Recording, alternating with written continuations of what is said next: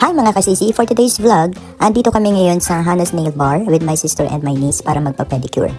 As you can see, pumasok na kami para makita ang loob. Ayan, kung makikita nyo, maluwag, malinis, at maganda naman ang loob nitong parlor.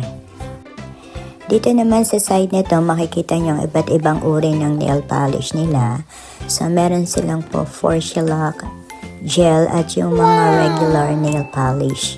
Ayan yung napili kong kulay para sa kuko ko sa paa. So, pina-check ko to sa sister ko kung okay naman. Eto, pakit muna kahit saglit. Hello! So, dito, package na siya. Kasama na ang foot spa.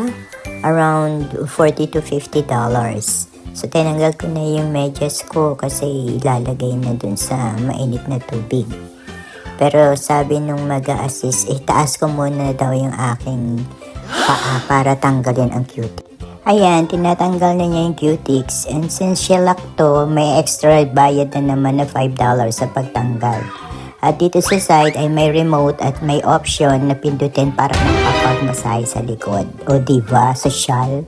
After matanggal ang cutics, binabad na yung dalawang paa ko sa mainit na tubig.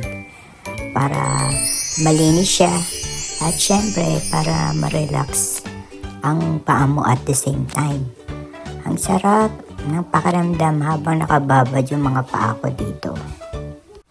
Ayan, inuumpisahan ng linisan ng aking kaliwang paa. Pinuputulan muna siya ng kuko.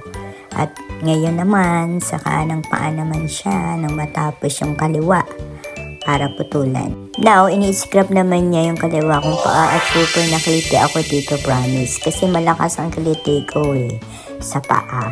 Totoo yan, no joke.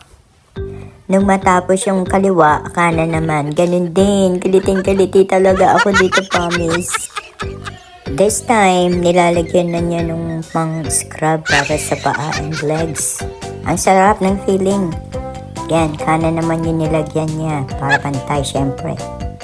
At ayan, binanlawan na niya yung aking mga binti.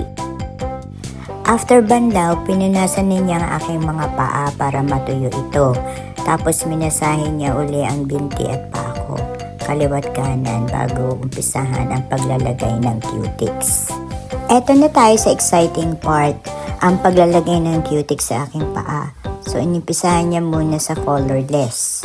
And this time, yung kulay na pinili ko ang nilalagay na niya sa aking mga paa. Ayan, ang result. O, diba? Maganda, bagay sa paa ko.